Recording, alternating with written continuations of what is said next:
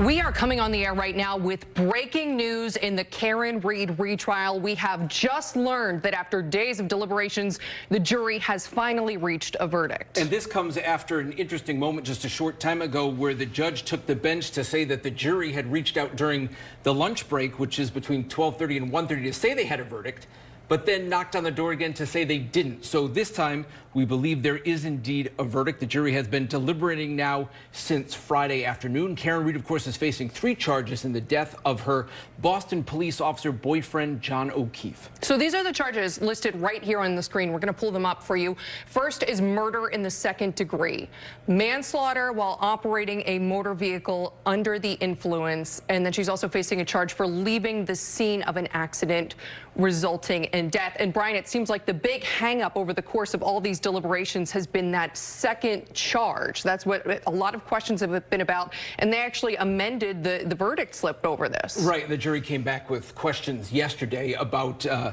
about that second charge and what would be considered or what they have to consider for operating under the influence, which is part of that charge. Again, the charges of 2nd-degree murder, the most serious, and leaving the scene are simple, guilty or not guilty. And again, that's the most serious and the least serious. It's the one in the middle that, again, is the most complicated because they could find her guilty of manslaughter, operating under the influence of alcohol, and then if they don't find her guilty of those, they could just find her guilty of involuntary manslaughter. And again, go ahead. And then on top of that, there's the not guilty of involuntary manslaughter or motor vehicle homicide, but OUI. And there seemed to be some questions from the jury surrounding this yesterday.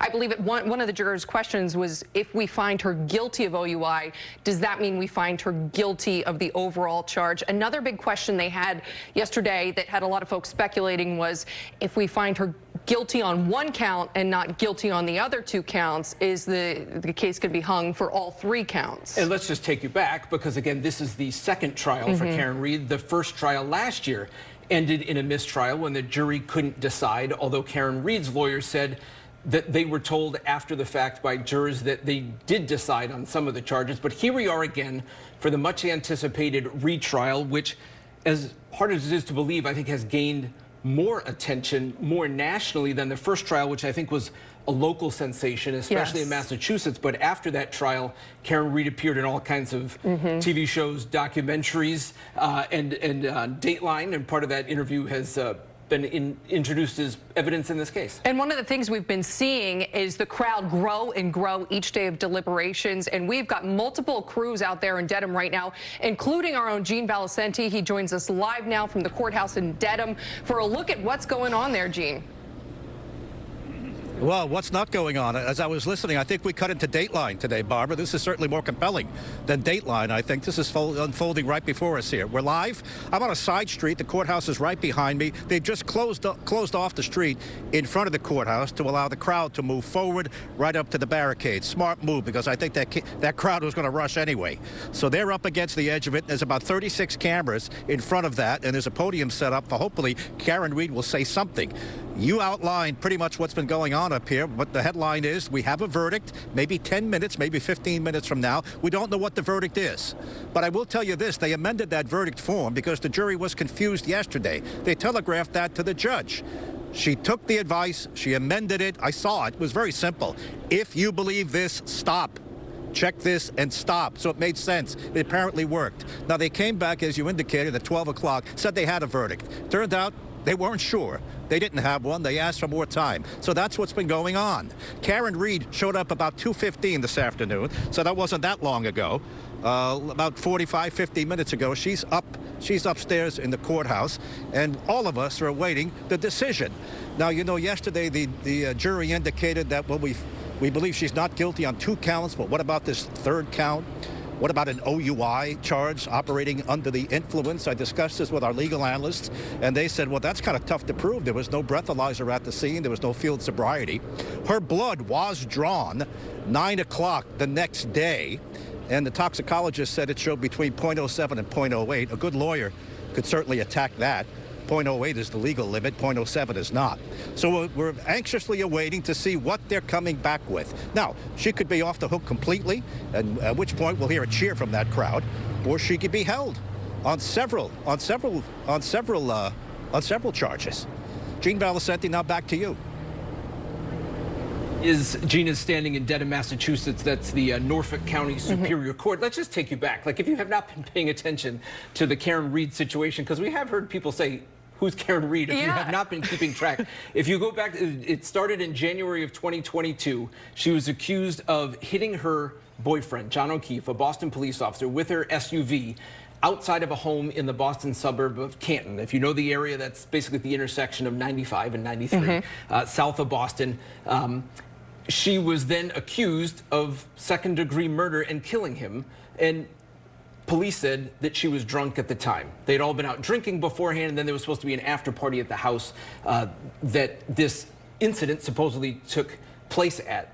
Then, a while after that, the case really gained traction because of the conspiracy theories, which I think is what they were called at the time, but now is the defense that Karen Read was framed, they say, and that John O'Keefe was actually not hit by her and killed either by someone or something happened in the house and then potentially bitten by a dog. And it's that conspiracy element that I think is drawing so much attention to this case, because at the end of the day, everyone loves a good conspiracy theory and what really did happen that night. But since the trial has started, there have been so many unique elements to this too. I mean, just thinking about today, how we heard there's a verdict, there's not a verdict. Now there really is a verdict. And I think one of the things that should be interesting, depending on what is read in the real verdict, is what's in that original slip, because Judge Beverly Cannoni said, I have the first verdict here in a slip, in an envelope, I'm putting it away.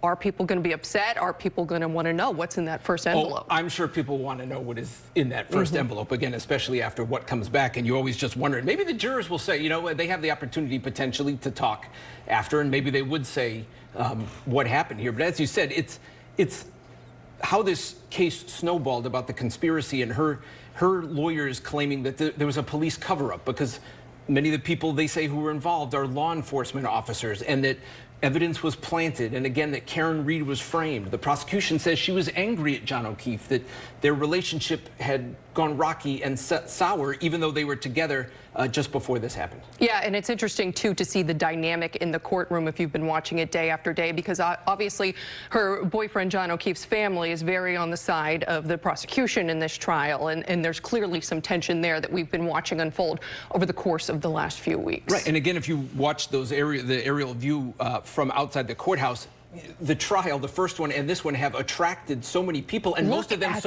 support Karen Read. They're wearing all the pink. in pink out there. Right, the Free Karen Read signs, and you'll see that if you drive around Canton, there are businesses that have signs that say Free Karen Read, but also Justice for John O'Keefe. And you know, the law enforcement part of this too is, I think, what really had this case take off as well, and the involvement of the lead investigator, who was then fired after the first trial because of the inappropriate text he sent about Karen Read, was fired. That was, I think, the highlight of the first trial in a lot of ways, when Michael Proctor took the stand and was forced to read those vulgar and inappropriate texts that he sent about Karen Read. And then he was not called by either side in this one. I was interested in that. Like, okay, well, the prosecution call him because he is the lead investigator, and they don't want the defense to call him because they would say, well, how come the prosecution didn't even call their lead investigator, which Karen Read's lead attorney did talk about in his closing argument. But he did not testify. And, you know, again, quite a few differences between the first trial and the second trial. Yeah, it was interesting to see how they tiptoed around that, how they didn't bring a lot of the witnesses of some of the first trial in. We're hearing that we now have video from inside the courtroom. They are walking in. We have video of Karen Read walking into the court this morning that we can show you now. So this isn't live right now. This is the video that we took earlier this morning when she was walking into court. Of course, we have a verdict in the Karen Read trial. We're told sometime in the next few minutes that the judge will be reading the verdict. We will take you live there when it happens in the courtroom. We have a crew on the field right now. Katie Benoit, of course, has been covering the first trial and the second trial. She's in the courtroom right now waiting to see what happens. In the meantime, Gene Valicenti keeping an eye on what's going on the ground out there. Let's take one more look out there with Gene Valicenti, and what are you seeing out there? What's the crowd energy like, Gene? Is it very enthusiastic right now? Well, it's about to peak. Emily, not that long ago, I heard a rousing cheer go up. I thought they found out something before we did. They didn't. Nobody knows what the verdict is. Traffic behind me is moving on the side street, but the street in front of the courthouse has been closed down because that crowd was going to surge forward anyway. A lot of them in pink, that's in support of Karen Reed. A lot of them doing the I love you sign. In fact, her lawyer did that back when he got to the top of the steps. When she got to the top of the steps, she spun around and gave everybody a wave. She came back in court around 2:15. She walked right in front of all the cameras arranged. She didn't go up the ramp. She walked right in front of the sidewalk, right up the steps. So, fever pitch, true. The excitement peaking, yes. And I guess it's going to peak more, even higher, if she's found not guilty. If it comes out the way most of this crowd doesn't want it to come out, then we're going to see what the mood shift very quickly. And hopefully we're going to hear from her either way. The microphones and cameras are set up. There were 36 at last count. There could be 46 by now. Everybody's covering this thing, from cable networks to the major networks to us, Boston, Providence, Connecticut. They're all here waiting now. It could come. We understood when we first got word of the verdict, it was going to be 10 to 20 minutes. It's been about 20 minutes.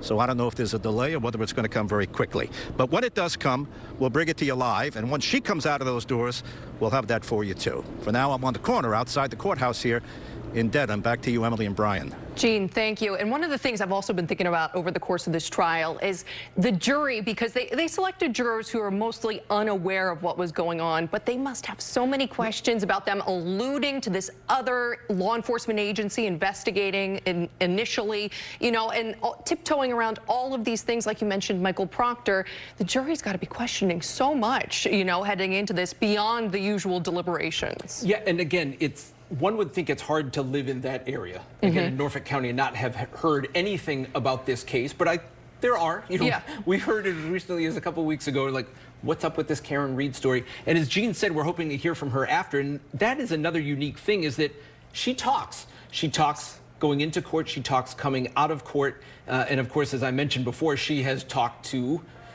documentaries and news outlets about the case. So it sounds like court is back in session. There's the judge right there. We are monitoring this situation. It appears that we are going to hear the verdict now. Let's take a listen. Parties may be seated. Your Honor, may the record reflect that 12 deliberating jurors and 6 alternates are present. Yes. May I inquire? Yes. Mr. Foreman, members of the jury, have you agreed upon a verdict? Yes. Thank you. May I see the papers? Mr. Foreman, have the verdict slips been placed in this envelope and have they been in your presence ever since? Yes.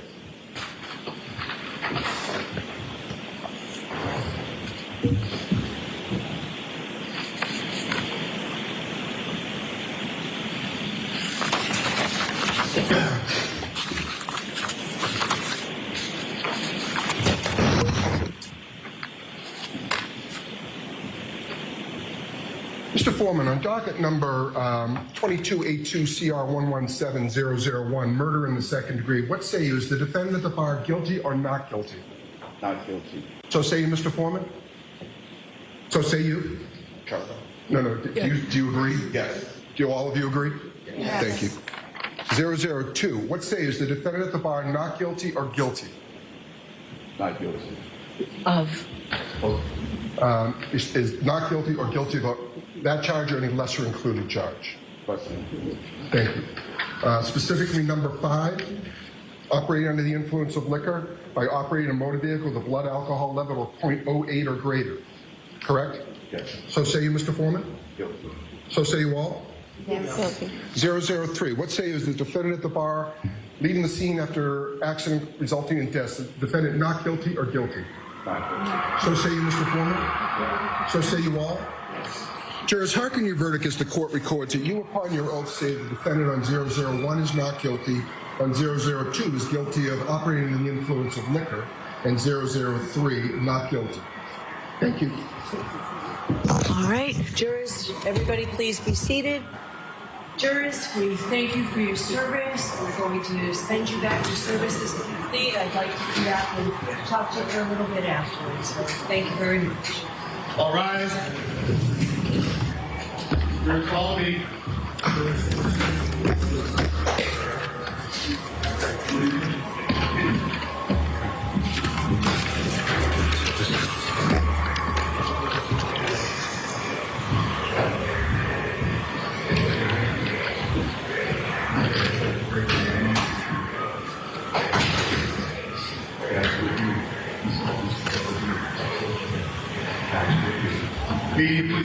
courtroom immediately. Karen Reed. Not Not yet. Tony, Hold on, not yet. hold on, everyone. Karen Reed. Ms. Reed, can I have your attention? As required by statute, I must inform you that the records regarding the charges that you have been found not guilty will be sealed by the Commissioner of Probation by the court unless you notify the Commissioner of Probation in writing within 10 days that you do not want these records sealed. To request that these records not be sealed, you may use the Request Not to Seal form, which is posted on the trial court's website on mass.gov. I cannot accept the form here in court. You must submit it to the Commissioner of Probation at the address provided on the form. Please be aware that if the records regarding the charges which you have been found not guilty are sealed, you will be unable to access the sealed record of the not guilty dispositions or any other records regarding those charges. If you want copies of any documents regarding those charges before the records are sealed, you should request copies from the court within 10 days. Do you understand? Thank you. All right, so we need a date for sentencing. Can we do it next week? Ken, we would be prepared to go forward today.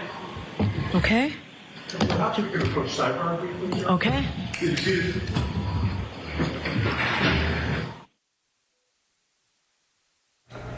Wow, there you have it. After months and months, 2 trials, deliberations finally over. We have a verdict in the Karen Reed trial. Karen Reed not guilty of most charges except for the most minor charge, operating under the influence of alcohol. And you could hear it in the courtroom there. You could hear the reaction of Karen Reed supporters outside, the cheering, because as you said, not guilty of the most serious charge, second-degree murder, and not guilty of most of the lesser charges, the manslaughter charges. Let's listen to Judge Beverly Cannoni again about the sentencing scheduling. Mr. Brennan, what's the Commonwealth's recommendation? Your Honor, the Commonwealth moves for sentencing. We recommend probation 1 year, 24D program. So the standard that everybody else gets on their first-time OUI? Certainly. Okay. We ask that she be treated no differently, no better. So I'm happy to do it. All right. Thank you all. 1 year probation, 1 year probation on docket number 002, the lesser included offense of operating under the influence. 1 year probation. The 24D program. All right, there we have it. 1 year probation sounds like what the Commonwealth is asking for as her sentence in this case. You can see the relief on her face.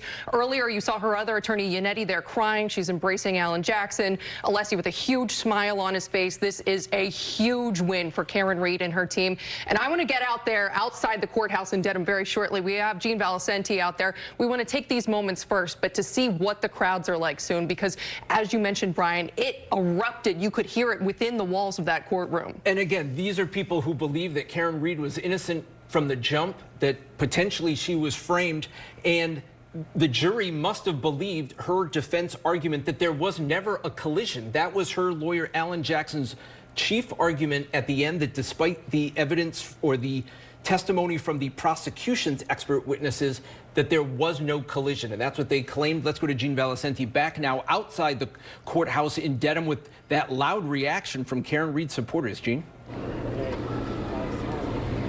Oh, yeah, like a sporting event. The crowd went wild. Some people even had streamers and confetti. They shot those off. There are people with air horns here, and there's still periodically, there's a lull. Now you hear them making noise again as the courthouse starts to empty out. No sign of Karen just yet, but we expect that momentarily. I'll step out of the view here. Perhaps you could see. Well, there are people who support her coming out of the court, arms raised, shaking arms. And we're waiting there for a glimpse of her. Clean sweep, with the exception of the most minor OUI charge, which a good lawyer will attack that. The blood that she drew at the hospital was 9 o'clock in the morning after the body was found 3 hours earlier, and after she'd been drinking a long time, a while earlier. The toxicologist at the hospital said according to that blood, it was 0.07 to 0.08. That's attackable in court. You heard the state asking for, what, a year's probation? So this becomes now just like one of thousands of cases to pass through the court system, an OUI that will be attacked at some point at a later date. Brian, I heard you mentioning the differences between the first one and this one. In the first one, they really went after those people inside the house, suggesting that they beat up John O'Keefe, they killed him. It was other people, threw the body outside, and he died in the snow on the lawn. This was much different. They didn't go after those people inside. They went after the sloppiness and the incompetence of the investigators, the state police, and Proctor, the state trooper who had been fired. That was the defense they put up. It worked. It worked. And we expect to see her at any moment out here. In fact, there's not yet. There's more people coming out. We'll continue to watch this with you and get the news with you. Yeah, we've got multiple crews on the scene, cameras posted outside of Dedham Courthouse right there. We've got our live camera trained on there. We, of course, will take it as soon as Karen Reed and her team come out. We are expecting them to say something, so maybe they're preparing their speech. And the person who came out before when Jean was talking was the blogger, Turtle Aiden Boy. Kearney, Yeah. Turtle Boy, who really made this case, I believe, if my history is correct, turned it into the phenomena that it was with the talk that she was framed, and that was her side of the story. This is before the first trial. So he had a role in this as well. He faced charges of witness intimidation because he would go around trying to talk to people involved in the case, and the people that Jean mentioned who her side thought may have had something to do with John O'Keefe's death and not her. Yeah, it'll be interesting to see, too. I know Jean mentioned the OUI charge that she was convicted of, in which the Commonwealth is suggesting a year's probation, whether or not her lawyers are going to attack that and say, hey, you didn't do this test at 12:30 when they're alleging the incident occurred. You didn't do this test at 5:30 when she showed up at the scene. She could have gone home and drank because she was so upset. It will be interesting to see whether they attack it at all or if they're kind of just taking their win and walking away. It was kind of hard to hear what they said at the end. Yeah. Because they did kind of talk about something with the sentencing date. And again, you know, we could also hear from her attorneys first. So you mentioned Alan Jackson. He's the one now with the goatee. He's an LA-based lawyer who has done some very high-profile cases. He was a prosecutor first, and then he defended Kevin Spacey against charges on Nantucket. He defended Harvey Weinstein. As you mentioned, Bob Alessi. He was brought in for this trial, a New York lawyer. On the other side, the prosecution also changed lawyers and brought in Special Prosecutor Hank Brennan. Let's show you again the jury's verdict here in the Karen Reed retrial. Yeah, so second-degree murder, the jury found her not guilty. Manslaughter OUI, the jury found her not guilty. They did find her guilty of the lesser charge, operating under the influence. This charge had nothing to do with the fact that there was a collision or that she was responsible in any way for a collision. They just said the jury believed that she was operating under the influence at some point. And again, there was discrepancy, too, at which point the jury was supposed to find her guilty of operating under the influence. Was it at 12:30 when she was driving? Was it at 5 a.m. when she was driving back to the house? But the jury did find her guilty on that charge. We're hearing that the Commonwealth is recommending a year's probation for that charge. The final charge, leaving the scene of an accident resulting in death, the jury found her not guilty, and her supporters are very excited outside the courtroom today. And really, there wasn't really a question that she had been drinking, I guess, to what level. Right? They had all been out at a bar together, her and John O'Keefe and the other people who her side was trying to claim were responsible for John O'Keefe's death. And then, you know, the part of that also is then that, you know, later in the morning, there's the video of her showing up with friends at the scene when they find John O'Keefe's body, and her saying, I hit him, or is it with a, you know, question? Both sides tried to use that to their advantage, like she didn't know if she hit him or not. And was that just a possibility? There was the Dateline interview that the prosecution played where she mentioned maybe she clipped him, and you know, she didn't take the stand in her own defense in either trial. So that's what they were trying to use against her, those interviews.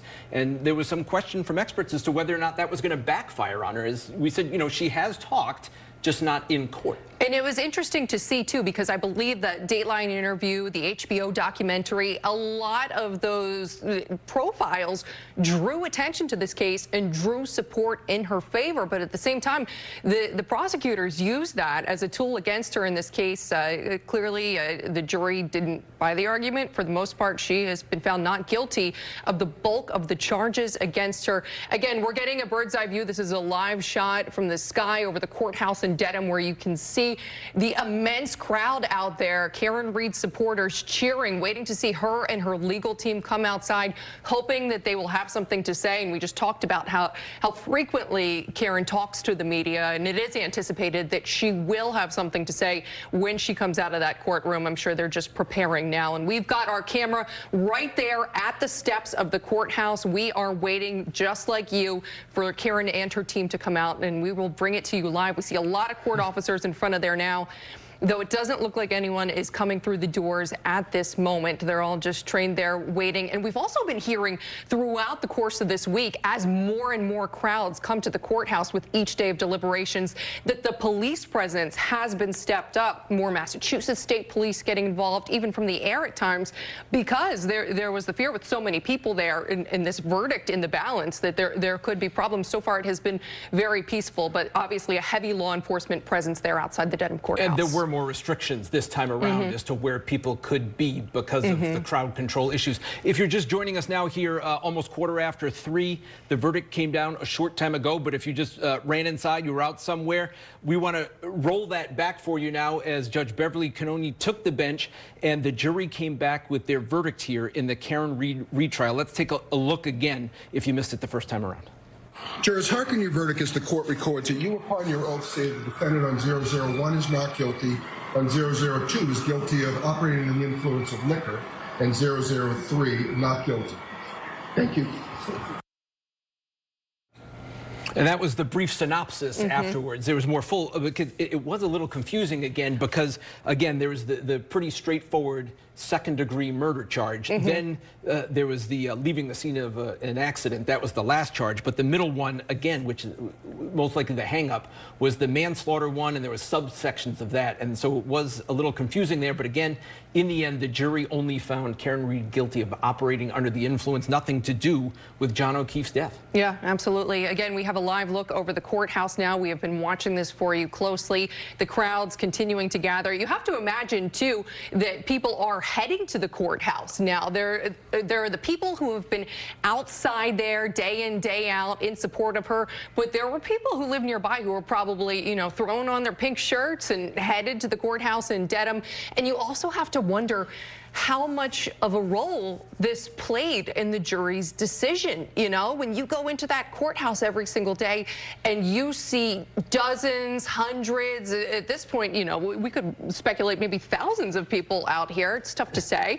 But when you see that many people in support of the defendant as a juror, that probably has to weigh on you a little bit too, you know, and when they aren't presented with some of the elements of the case, like they weren't privy to the fact that the FBI had investigated the investigators during, you know, the first trial, it probably plants a seed of doubt in your head. What's going on here that I'm not missing? Why does she have so many people here in support of her? Well, and that is a good point, because jurors are often told by the judge, stay off social media, don't watch the news, don't read about it. But you're right, that's the human element, depending how you come into the courthouse or drive by every day. I don't know if they go in the front door there. I would tend to doubt it. But, you know, in talking about, you know, the investigation of the investigators, in a lot of ways you could say that the biggest potential black eye from this is for the investigators on the case. And it is certainly Michael Proctor took the biggest hit in all of this. He lost his job. He got fired over how he handled the investigation and the text messages he sent to friends about Karen Reed. And again, that's why I was saying that it's like, does the defense put him on the stand this time to make him look bad? But they chose not to do that and just kept referring to him as former trooper Michael Proctor. Yeah, and it's since reopened other investigations like Sandra Birchmore, the case out of Stoughton. One of the other things, too, that I'm sure many people will start to wonder in the coming days and weeks is, what happens to the investigation now into who killed John O'Keefe? Because that was a big part, as you mentioned, of the first trial. This trial, they were more the defense pointed to the fact that this was a botched investigation. The investigators didn't do their due diligence. They didn't go inside the house. They didn't collect evidence the proper way. The first trial, they more pointed to a third-party culprit, and they looked at the homeowner at the property, 34 Fairview. They looked at other people who had been out drinking with them. Will there be a further investigation into who killed John O'Keefe? Because at the end of the day, there's a person who lost his life this night, and no one has been found guilty yet. Right, and there were a number of theories floated. Nothing concrete, but there could be people. There was Karen Reed planted a kiss on one of the other people a few weeks beforehand, and that person, an ATF officer, testified that they had exchanged flirtatious messages in the weeks leading up to the incident in January of 2022 in Canton. So there was all these, again, The conspiracy, law enforcement officers involved, off-duty law enforcement officers, one who lived in the house there at Fairview, and then their actions afterwards, because that ATF agent, came under criticism because he tossed his phone away as this was unfolding. So clearly the jury, again, believed the defense that there was no collision. Yeah, absolutely. And you also have to feel for the O'Keefe family in this situation. Right, because what do you do? You're right. They didn't investigate anybody else. No. So and how do you even begin to investigate someone years after now? It seems like we may never find out what happened. And that often, I don't want to bring up a certain other high-profile case out of California 30 years ago, yes. But it's like when the main person is found not guilty, then where do you go from there? Yeah, so it'll be interesting to see how this plays out, of course, over social media too, which is where a lot of these conversations have been playing out online. You mentioned Turtle Boy. There have been so many prominent bloggers and people, these online personalities who have such a huge following now because of this case. Right, and it would seem most of that is in Karen Reed's corner. We want to go now back to Dedham. Our own Katie Benoit, who again has been covering this trial throughout, covered the first trial. She's been there day in and day out. Katie, first of all, tell us what the scene is like there right now. Brian, there are so many people across the street from the courthouse. You could probably hear them yelling and screaming. And as that verdict was read inside the courtroom, that cheering was so loud I could actually hear it. And then after the verdict was read, Reed was crying. She hugged her attorneys, very emotional. All of them kind of hugged each other. And right now we're waiting for Reed and her attorneys to come out. Last year after the mistrial, they did stand on the steps and give a press conference. So that's what we're waiting for right now. All right, Katie, thanks. And we also have Gene Valicenti, who's got a different angle of the crowds right now. We want to take it over now to Gene and see what he's seeing outside of the courthouse in Dedham. Hey, so for the live shot. Yeah, hi, Emily. I'm just across the street where the street has been blocked off by a couple of state trooper vehicles, and the crowd is still up close against the barrier waiting for a glimpse of Karen Reed. You bring up an interesting point. This was like a legal crash. And there's plenty of debris littered in front of that courthouse in the form of damaged reputations and a lot of questions. Unless John O'Keefe stumbled out of that house and fell and hit his head on a rock, it's as simple as that. Did somebody have a hand in his death? And is the state going to go after whoever had a hand in his death? And is the U.S. attorney now under the influence of the Republican administration, are they going to start to look deeply into the behavior of the Massachusetts State Police and the Canton Police? Is there a lot more here? Even though we think we're at an end point, we're only at a starting point with regard to so many different things. There were people inside that house who were accused of murder, named in the public, in the media. Where do they go to get their reputation back? Where does Karen go to get her reputation back? Maybe having been found not guilty, that's the lion's share, but has she been damaged? Are there civil suits to follow? In many ways, this is all just getting started, even at this inflection point. But as we stand here now at 3:20 in the afternoon, I'll step out of the camera and you'll see what I see. Just across the street, the crowd has gotten bigger. In fact, just before you came to me, a school bus passed with a bunch of kids. They looked like they were third graders yelling at me, "Free Karen Reed, free Karen Reed." So even they know about it. It's permeated down that far. And you have to wonder how much that jury knew about the first trial and who was called in the first trial and who wasn't called in the second trial, and how much they knew about Proctor, the lead disgraced investigator who was fired, and how much media they might have consumed. Did they delete their X apps? Did they delete Instagram? It was almost impossible to stay away from this. Did they not watch TV? Did they not listen to the radio? When they heard it coming up on any media, they might have been there. Did they walk away? Did they shut it off? There's just a lot to consider here. And as I said, this might be only the beginning, with further investigations to come. And they're going to begin, I believe, with that OUI that she was found guilty of. The blood was drawn. It was between 0.07 and 0.08. That's what the toxicologist said. And the blood was drawn at 9 o'clock in the morning, hours after the body was found, and hours after she said she left. But I will tell you one thing. She stuck to her story. The story was, we're out drinking at 2 bars in Canton, about a half an hour from here. A bunch of cops and a bunch of friends, and they were drinking a lot. and the party moved from one bar to another, to the waterfalls. And then the suggestion was, let's continue the party back at that house at 34 Fairview. And supposedly they all went, and Karen went with John O'Keefe. And when they pulled up, she said the lights were out. And she wondered, is the party still on? Get out and see John. And she said he got out and walked in, and she said she saw him go in the house. And that she sat there for maybe 10 minutes. And he never came back. And she got angry. And she said, I left. I was so mad I left. And that's the last I saw of him. Hours went by. She was frantically making phone calls, sending texts. It's all been covered. And then around 5 o'clock in the morning, she decided to go drive back to 34 Fairview. And that's where she and other people outside saw the body. And there was commotion, and the police were called, and there were lights, and the blaring of police radios. And all the while, the people who live in that house, they slept through it. And nobody knocked on their door and said, come out, there's commotion here. That's an odd part of this case that I suppose will go in the book when they write the book and maybe make the movie. For now, back to you as our continuing coverage moves on here outside the court in Dedham. Emily and Brian? And of course, it was snowing that night, which is another just strange element that this group was out drinking and then came back in the snow. And that's part of one of the key witnesses, the snowplow driver. Yes. You know, who testified that he didn't see anything out there when he went by, bolstering Karen Reed's case that she didn't knock him down and she didn't hit him. And again, this was in Canton, which is south of Boston, maybe a 20, 25-minute drive into Boston with no traffic. But Karen Reed is from Mansfield, so, you know, a local connection there, Bristol County, Massachusetts.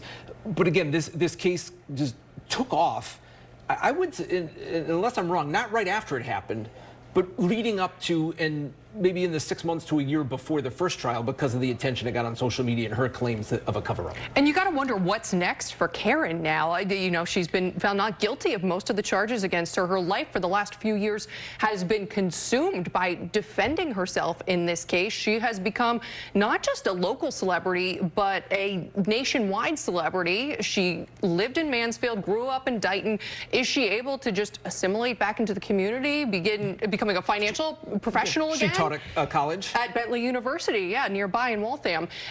So it'll be interesting to see if she's able to pick up her regular life or what she does after this. And again, she's gotten so much attention again between the first trial and this retrial in national media, again with the HBO and the Dateline, that I don't think was necessarily there beforehand. That you're right. Can she turn that into something, and you never know. She took an alternate juror from the first trial and brought her in on her defense team. Now, that person was also an attorney. Yeah. But it seems like people have been able to make maybe not a living, but have gone on within this trial. Yeah, absolutely. We do have, we want to look again. This was Karen Reed's reaction. Take a look when it was announced that she was found not guilty of most charges, all of the serious charges.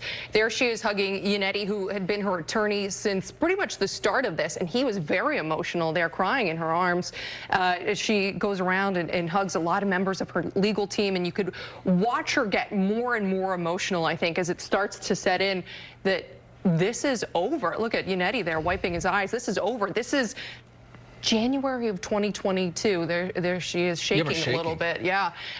You know, 3.5 years of fighting this, trying to prove her innocence, and obviously a tremendous weight lifted off of her in this moment. So probably taking some time to compose herself now before she likely addresses the media. And as you brought up beforehand, you wonder about John O'Keefe's family. Not to be forgotten here, so much of the attention is on Karen Reed. And was there a cover-up? Was she framed? Did she hit him? Well, as you mentioned earlier, John O'Keefe's family was on the prosecution side. They were not with Karen Reed and faced a lot of hostility and animosity because of that. Like if you watch some of those documentaries and longer shows, right, they'd walk in the court and people would yell at them. So where do they go from here? Because where else are prosecutors or investigators going to go to look for answers? Yeah, absolutely. Our own Katie Benoit, again, who has been covering this trial. She covered it every day last year. She has covered it every day this year. She is outside the steps of the courthouse where we are waiting for Karen Reed. Katie, what's going on out there? Yeah, I'm going to let you guys listen in They just stopped, but the crowd was screaming justice for John. They're lined up in the street here, halfway across the crosswalk here. So there's a lot of people with signs dressed in pink. Again, we're still waiting for Karen Read and her defense team to come out. We're expecting they will give us a comment. They will talk to us. And you can hear that crowd picking up again. It's really loud, so I'm just going to pause for you guys so you can hear it right now. And they've been doing that since the verdict came in. There was, again, a screaming that you could hear from inside the courtroom when that not guilty on second-degree murder was read. That's when the screaming started, and it continued as that verdict was read. So there's a lot going on here at the courthouse. There's choppers flying. There's a ton of media. There's probably 30, 40 cameras lined up where I'm standing. So there's a lot going on here. Again, we're still waiting for Karen Read and her defense team, and they were particularly close. You know, they seemed like they would work on this case on weekends, on their time off. Karen Read was always talking about working with her attorneys on this case. So when the verdict was read, there was a lot of hugging and emotions in the courtroom, and we were kind of escorted pretty quickly outside the courtroom. We were told we needed to leave and come out here. So we're just waiting for her defense team to come out now. It would sound like those supporters are going to treat her like a vindicated hero when she comes out. Yeah. And, you know, she waves to the crowd every morning and gives a symbol of her support.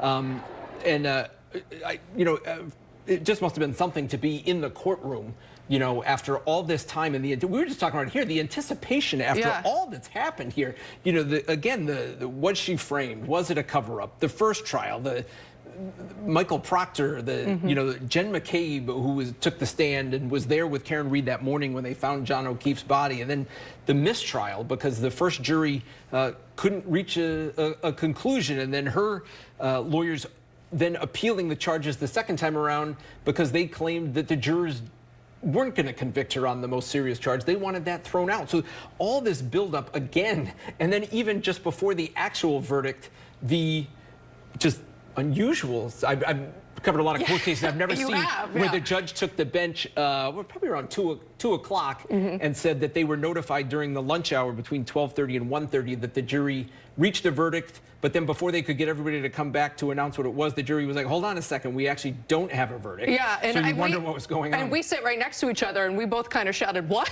you know? Yeah, this case could not be more unusual, interesting, different than others in so many ways. Yeah, it was interesting to see too during Gene's live shot because he kind of has a more further out view of the courthouse, so you could see in perspective the crowd, and then you could see people were literally running behind him to get to that crowd to either A, make sure they were part of the action, or B, be there when Karen and her legal team come out, because for a lot of people, they have so much invested in this. They've been following this case so closely that they are watching history right now. I don't think I'll get over the part where Gene said that the kids on the school bus opened the window, and it might be their last day of school. I know it was for my kids, saying "Free Karen Read." Now, is that something they heard at home, or is their bus goes by there every day, and so they see the people standing outside the courthouse? But it is ingrained in a lot of people, this case, the interest.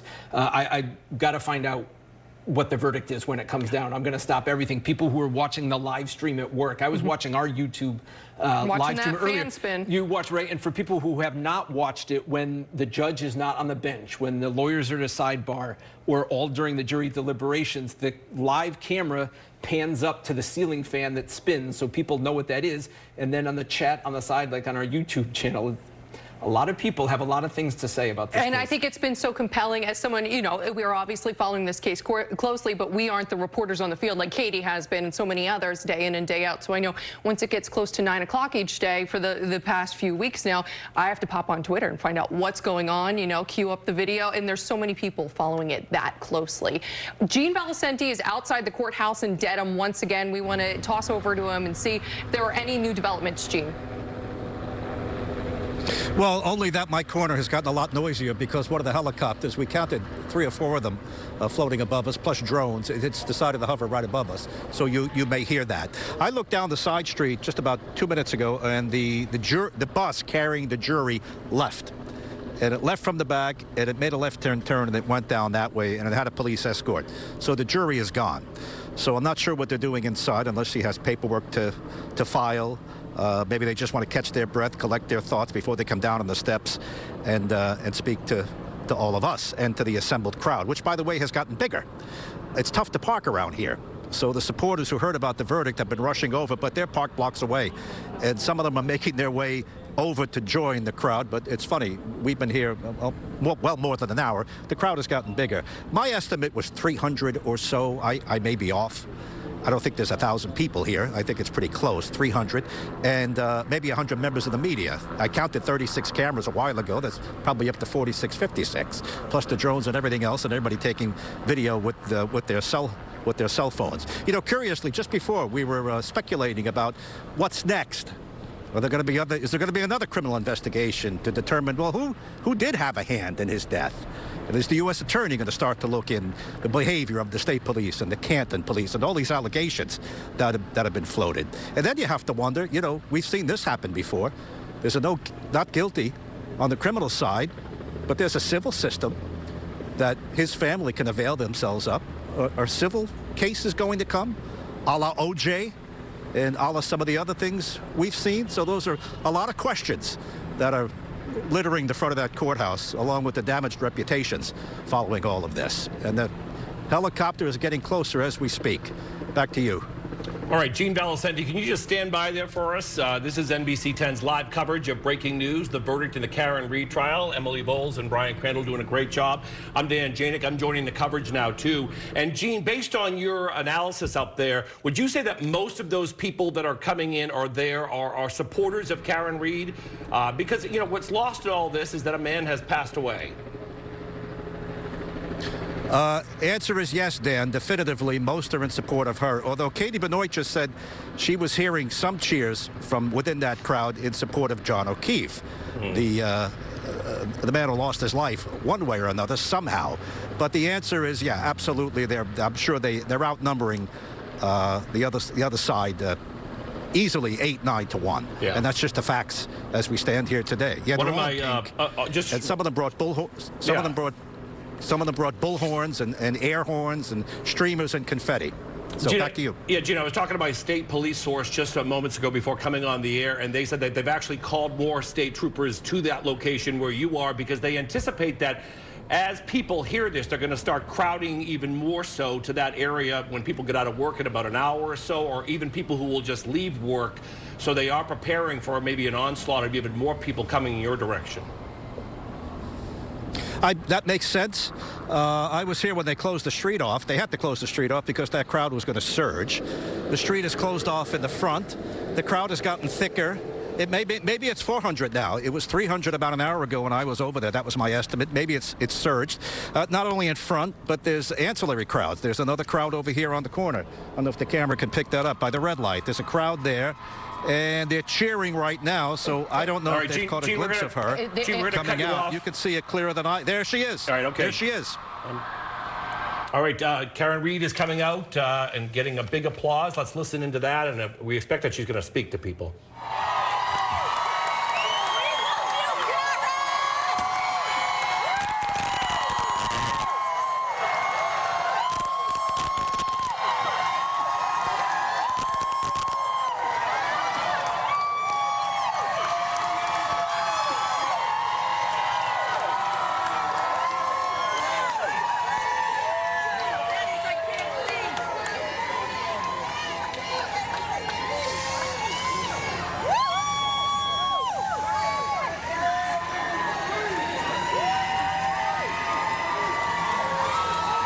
Supported me and my team financially and, more importantly, emotionally for almost 4 years. And the second thing I want to say is no one has fought harder for justice for John O'Keefe than I have and my team. Thank you. You want to see it reopened? Karen, you want to see the case reopened? Give a message to the jury. The case be reopened? No, the case cannot be reopened. Alan, this case is over. No, I mean, the case is larger issue. What did you say? Just what did you say about justice? I'm going to leave it. I'm going to leave it to Karen and her dad. Her dad has a comment. Let her dad make a comment. Mr. O'Keefe, what did you say about justice? Mr. Reed. I want to acknowledge the strength of our daughter Karen, the support of the entire Reed extended family. I want to acknowledge the greatest team of attorneys. Our first one that we found was David Yannetti. We added Alan Jackson and Liza Little. Bob Alessi, you know about. All right? It was a fantastic team, but we needed them all to defeat this. We thank everybody for their support from the heart. We love you all of the content providers who help spread the word. Thank you so much. God bless you all. Should the investigation be... Let's do this.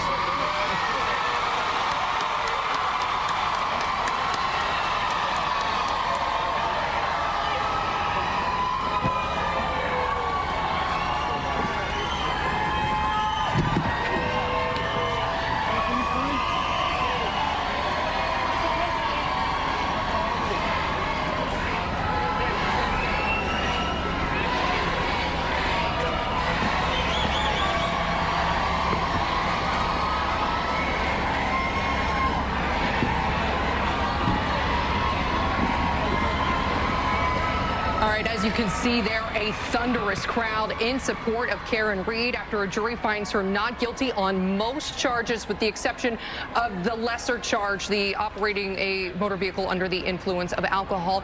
Karen speaking briefly outside the courtroom, expressing her support for this crowd, not just financially, because they have contributed to her defense fund, but emotionally every day, showing up in support of her, wearing pink, chanting there. One of the other things she brought up, which we had just spoken about with Jean prior to this, was she said, I have fought hard for justice for John, saying, you know, I didn't do this, basically. Right. I want to find out who did this. Her father, who is from Dighton, also spoke briefly, thanking the crowd for their continued support and thanking the content creators, the bloggers out there who kept this story alive when the charges were moving forward. And Karen Read and her family were saying, this isn't fair. This was a botched investigation. Yeah, you know, in all of the years that I've watched or covered trials, you have never seen the outpouring of everyday people, viewers of ours that are up there right now, people who were, my phone just blew up when the verdict came in, people saying, oh my gosh, what channel do I listen to? Where do I go? Where are you on YouTube?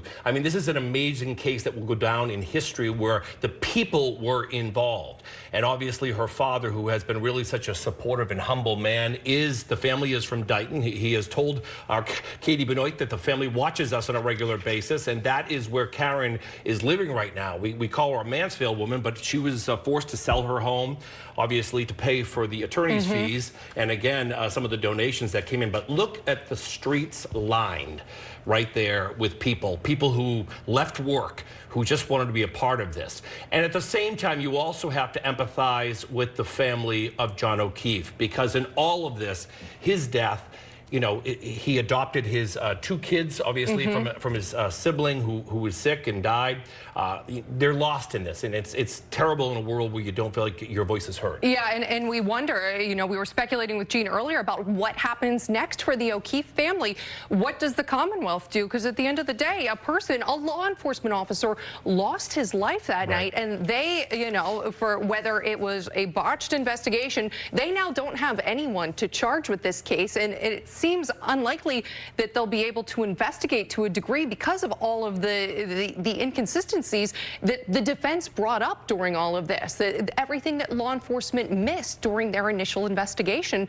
So you have to wonder, Jean did bring up the prospect of maybe bringing forward civil charges. Will they bring them forward against Karen? We'll have to wait and see. She obviously was very indebted to her legal team, a large team now at this point, and I think a lot of those lawyers have almost become internet sensations.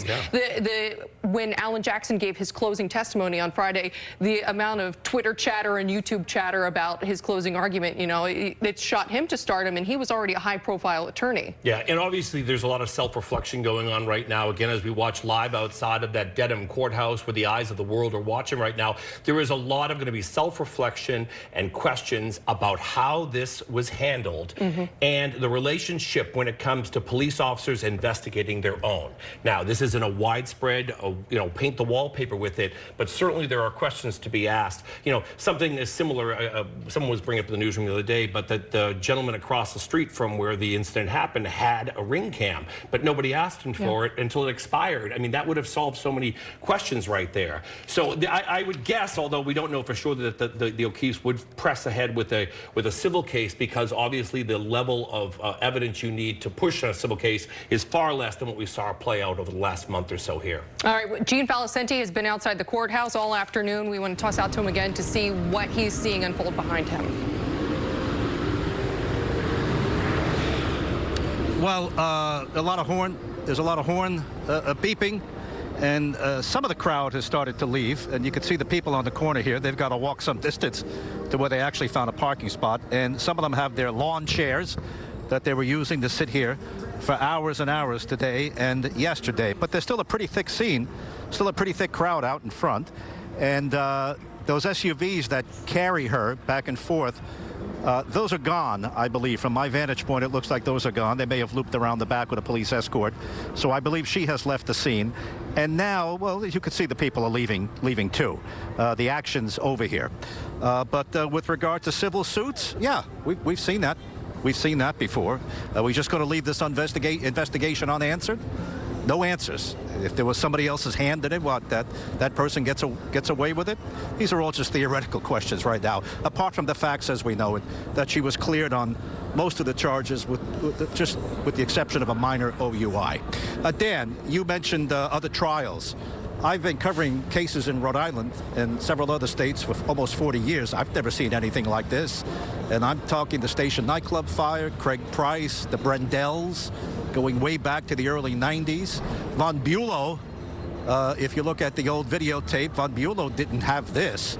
So there was something that struck a chord with the public with this particular case. And I don't know if it's some of the bad reporting in the past about the state police, whether it's been bad reporting about police in general, but something clicked, and for some reason this crowd assembled and they were with her from the very start. So it's unique. It's unique in that respect. I've never seen anything where you've got crowds outside a courthouse like this. I mean, maybe with the exception of OJ in Los Angeles, which is Los Angeles, where they do things a lot different than Massachusetts. So that's my take on it here as I stand on the corner at 3:45. Back to you, Dan. And Gene, one of the things I think that makes this case different that we didn't have in those trials that you and I have both covered in this state and in Massachusetts is social media. Social media played a big role on this, and to some degree, and I think you mentioned this the other day, Emily, Turtle Boy, the guy who became known as Turtle Boy, whether you liked him or not, he stirred up a lot of attention and questions, and so people started feeling engaged, because I know people, even in my circle, I don't know about yours, Gene, I know yours, you've told me, people have interest. Everywhere I go, it's Dan, who do you think did it, and what happened? So I think that played a role in this case, Gene. Can you hear the motorcycle? It sounds like a second here. Evil Knievel. Just give me a second. Evil Knievel decided to drop in and leave. I thought you were on Federal Hill for a second. Between the helicopter and that guy, you're lucky we haven't packed it in over here on this corner. Dan, you mentioned the bloggers, and you're right, social media. How could you discount the impact of Twitter with minute-by-minute updates on this thing, and Facebook, and everybody able to comment, and their comments able to be read. We solicit them on our WJAR YouTube page. We like to hear from the people. So you're right, that's an absolute factor in how this trial differs from other so-called trials of the century. And you mentioned the bloggers. That guy Turtle Boy, he was just on the corner, and he was cheered as if he was part of the defense team, and in many ways he was. He was working social media on her behalf, and he picked the right side of history, I guess, to be on. But yeah, can't underestimate the influence that these bloggers have had. Some of these YouTubers, people come out here and do live streams on their own. It's a different world. All in all, though, taken together, Dan, we've had a lot of high-profile trials, even in the age of the internet, in the age of social media. I just haven't seen one. Not even Weinstein down in New York. Not even the Diddy trial has had this kind of a has had this kind of a reaction. Would you agree? Yeah, I definitely agree. I know Emily's covered some trials. Gene, can you bring us back to the moment where you were outside and they read the not guilty on the second-hand murder charge? When that, I could hear it from inside the courtroom. Everyone just applaud outside. I've never heard that before in my career. Yeah, they've got speakers outside that the crowd is listening to.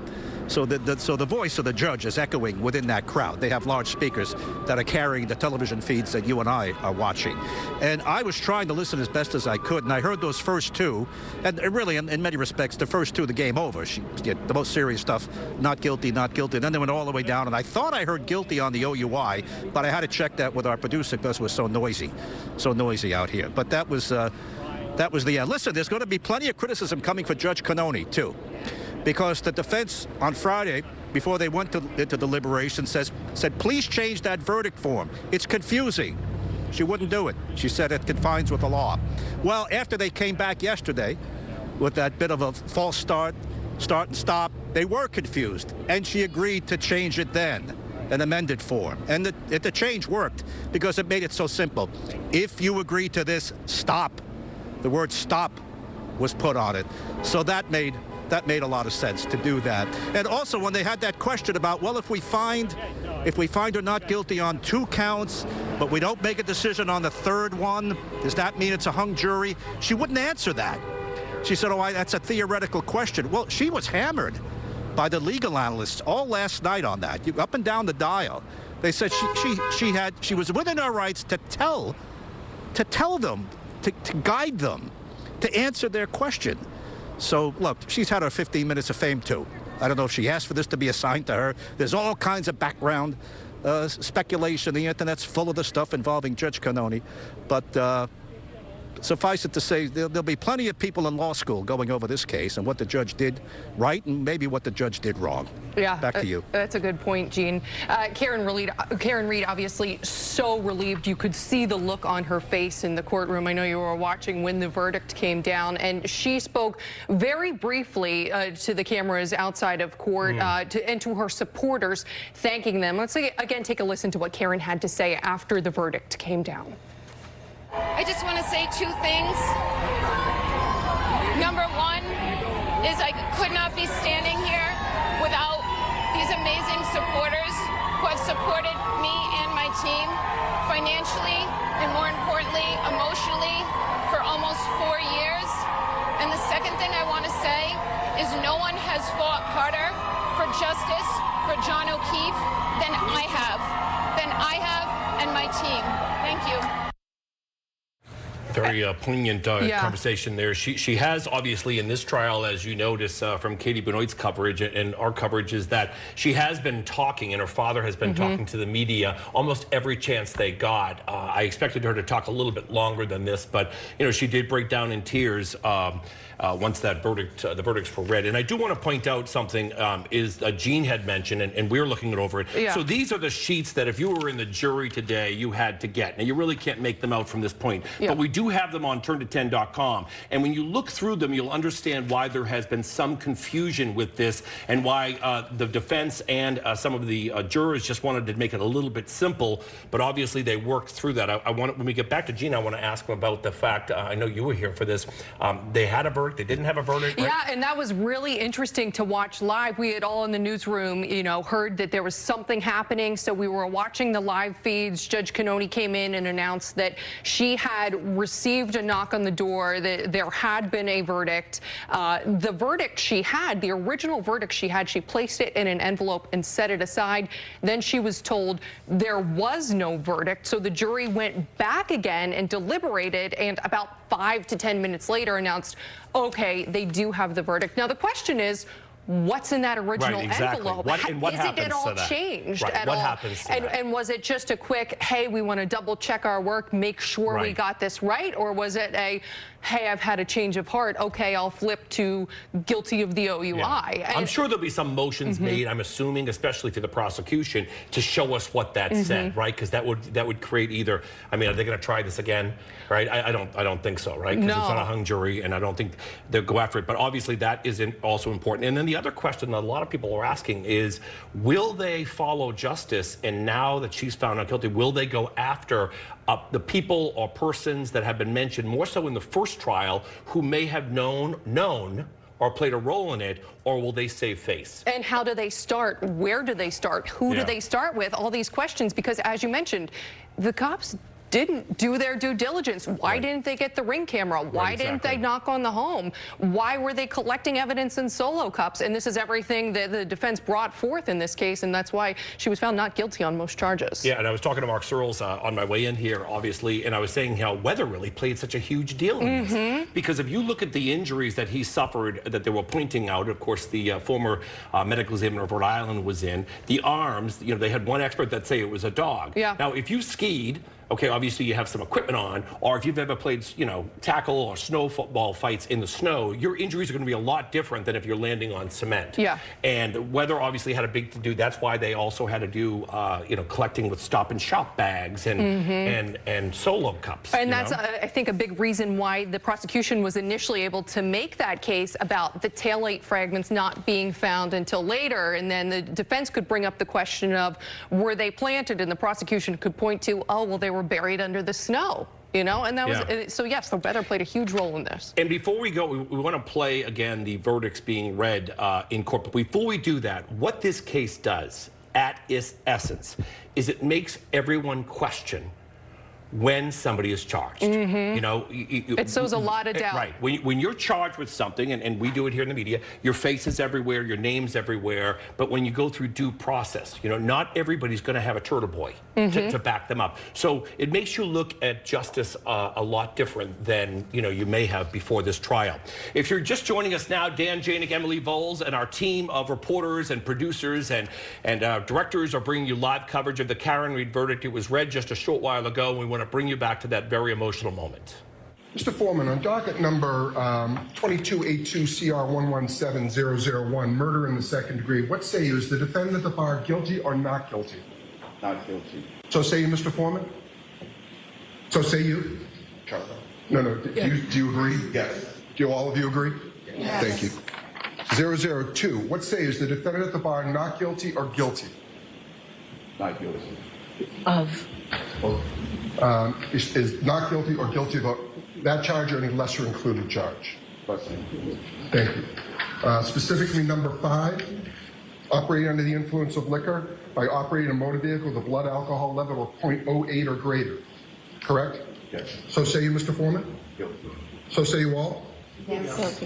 003, what say you? Is the defendant at the bar leaving the scene after accident resulting in death? Is the defendant not guilty or guilty? Not guilty. So say you, Mr. Foreman? So say you all? And you can see, you can hear the crowds from outside the courtroom echoing in there. You can see the smile on her face, and it starts to grow then as she starts embracing with her attorneys. Yeah, we want to get back out to Gene Valicenti before we have to head to our break before we start our live coverage at 4 o'clock. And Gene, can you just have your cameraman turn around and just kind of show us what is the scene from your point now? Well, let me step out of the view so our photographer can just keep that steady shot. And across the street, it's kind of died down a little, Dan. They've opened the street to traffic again, so traffic is passing, and that building by tomorrow is going to get back to the mundane work of the grinding wheels of the legal trade. You can see, in fact, we got a little looks like a motorcade going with the state police over here. They're leaving. And shortly, those photographers will leave too once the 6 o'clock news is over. And then by the 11 o'clock news, there'll just be a few of us out here, a few stragglers out here. You know, a couple of things, Dan. A lot of those people who were in that house, boy, they were named in open court, and they were accused of murdering someone, beating someone near death. And I guess that's just the way the system works. No slander, no libel. That you were named in open court. And again, I don't know where they go to get their reputations back, but that's an interesting part of all this, isn't it? That someone can accuse you in open court, and sorry you were at the party, and maybe you had a hand in it, and you've been named, and that's just the way the system works. So today it worked for, I'm sure Karen Read will tell you the system worked for her. I don't know if it worked for John O'Keefe, but it certainly worked for her. Back to you. Yeah, absolutely. Jean Valicenti outside the Dedham Courthouse along with Katie Benoit for our team coverage of the Karen Reed retrial. As we've been saying for the last hour and a half now at this point, a verdict has been reached. If we can pull up the charges there. There were 3 charges against Karen Reed. Second-degree murder, the jury found her not guilty. Manslaughter OUI, which was the second charge, the jury found her not guilty, but there was a lesser subcharge underneath. That was operating under the influence of alcohol. The jury found her guilty in that. During the verdict announcement, they also spoke briefly about sentencing, which I believe they were scheduling for next week, in which the Commonwealth said they were suggesting the standard sentence, which would be 1 year probation. So we'll have to wait and see what that results in. And then the final charge, leaving the scene of an accident resulting in death, the jury found her not guilty. Yeah, and we have a family going home, the mother of O'Keefe going home and feeling very, very different tonight, feeling as if her voice was not heard and wondering what really did happen to her boy on that night in January during a major snowstorm and a night of heavy drinking. Our team is assembled to bring you live coverage throughout the night. For Emily Bowles, I'm Dan Janik. Our next team at 4 o'clock is Tamara Sakarzik and Leanna Falk. They'll carry you through till 5 o'clock when Patrice and I are back, and throughout the evening we'll be here. We're also streaming online. Those are all of our online platforms. Again, Karen Reed found not guilty of the big charges, guilty only of OUI.